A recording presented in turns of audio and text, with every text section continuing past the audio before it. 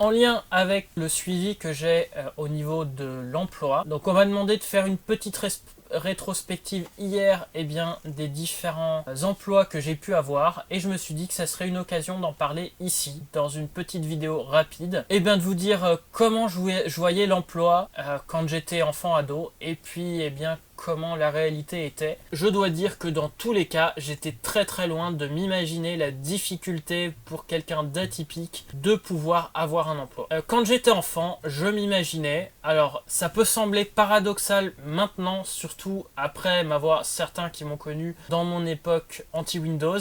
Quand j'étais enfant, on va dire à partir de 9-10 ans, mes idoles entre guillemets étaient, peut-être comme beaucoup, Bill Gates et Steve Wozniak, donc le créateur de l'Apple et le créateur du Basic et de Microsoft. Et moi je me voyais créer, devenir inventeur, chef d'entreprise, avoir ma propre entreprise, être complètement indépendant et pouvoir vivre de mes passions complètement, et puis faire en dehors des voyages et des photos, des expos photos, en ayant les deux en fait. Puis tout se passerait bien, je me voyais dans une maison, dans une bulle, un peu comme la Géode à Paris. J'avais fait les plans de ce genre de maison, avec tout un musée de l'informatique chez moi.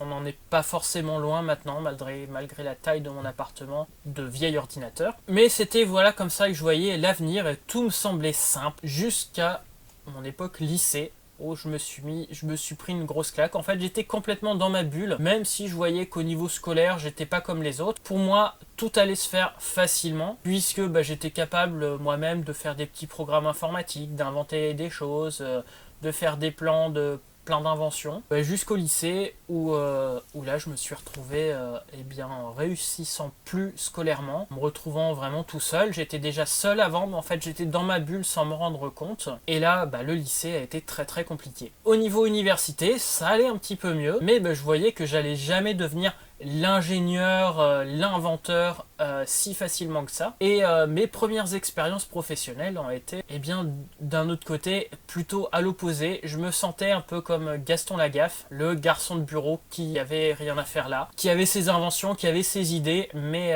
je ne comprenais pas ce qu'on attendait de moi. Ça a été le très gros souci dans mes premières expériences. Voyant que les gens étaient déçus de moi, j'avais ce stress de me dire on va me virer et je vais me retrouver sans rien. J'ai eu beaucoup de chance sur mes premières expériences, en voyant que j'avais rien à faire là, mais c'est moi qui suis parti de moi-même.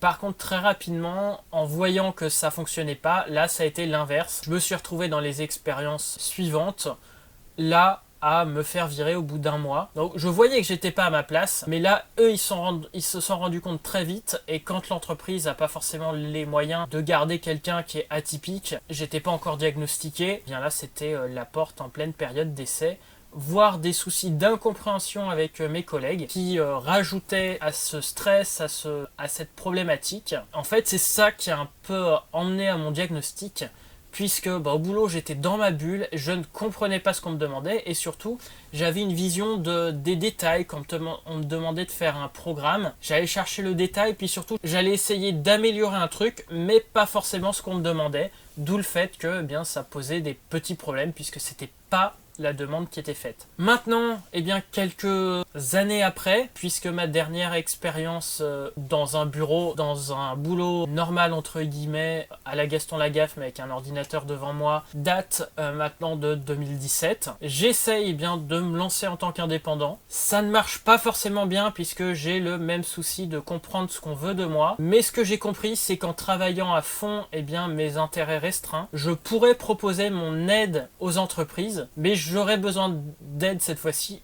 pour la communication, parler avec les gens qui vont être avec moi, et ça m'a posé pas mal de stress, ça me demande pas mal de travail. J'ai encore du mal à trouver exactement, mais je pense être sur la bonne voie, et cette voie c'est maintenant que je suis diagnostiqué, c'est de travailler à fond mes intérêts restreints, de façon à maîtriser la chose, comprendre aussi que je vais avoir beaucoup de mal à comprendre ce qu'on demande de moi, donc demander de l'aide justement pour avoir des précisions, et réussir à remplir, en gros à partager mes intérêts restreints, mais que ça serve à la personne qui est en face de moi. Donc voilà pour ce petit témoignage sur mes différents emplois, et je vous donne rendez-vous très bientôt pour une suite des aventures d'un Aspie Boy. À très bientôt.